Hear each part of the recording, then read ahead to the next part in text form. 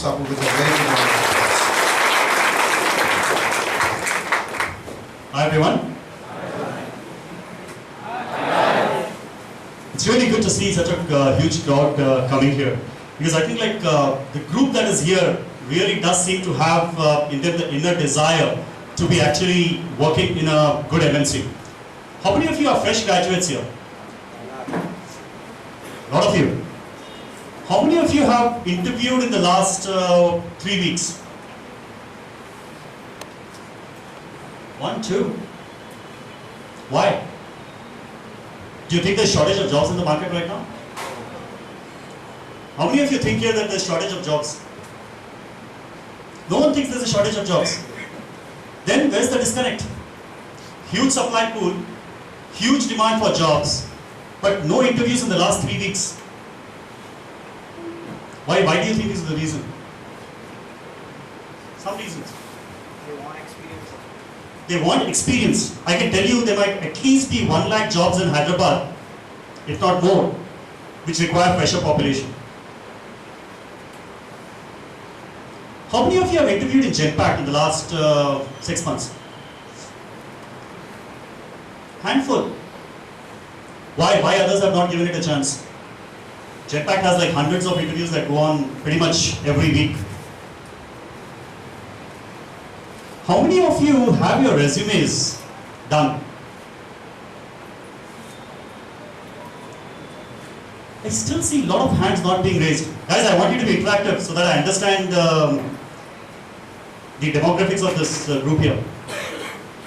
How many of you have your resumes? Please raise your hand. You don't have your resumes?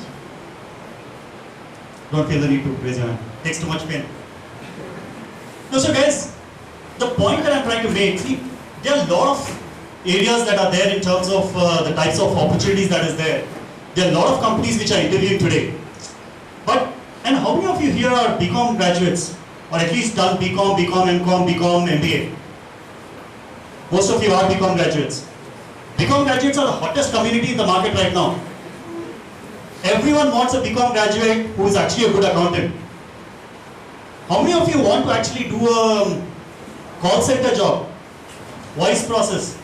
Talking all day. Anyone here wants to aspire to that? How many of you want to do a core accounting job? All of us do, right? Because accounting requires a little bit of brain. It's got a very good career path that is ahead. The demand right from fresher level to mid-level to senior leadership level, very, very huge demand in the market space.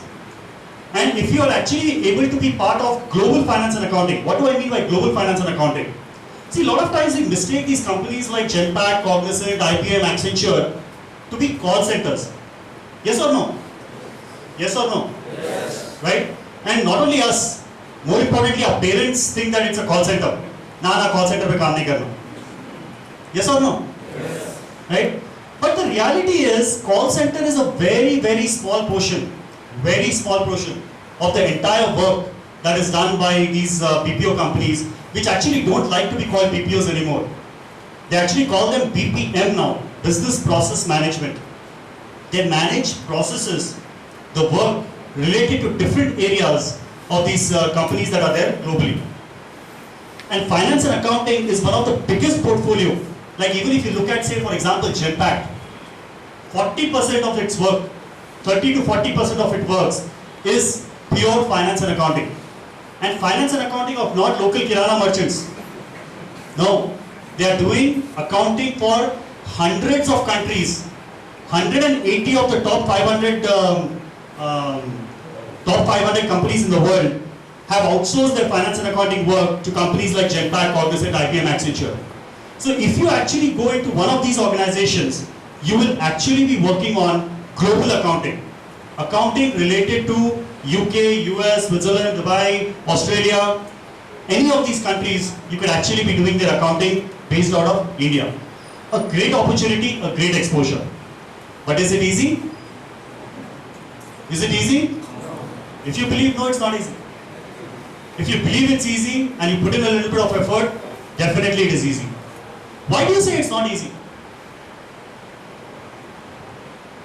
Why do you say it's not easy? Second gentleman there. Yeah. You said it's not easy. Why? You. Huh? Due to hard work. Are we scared of hard work? We're all 21 years old. There's no scares for hard work. Is hard work the real reason?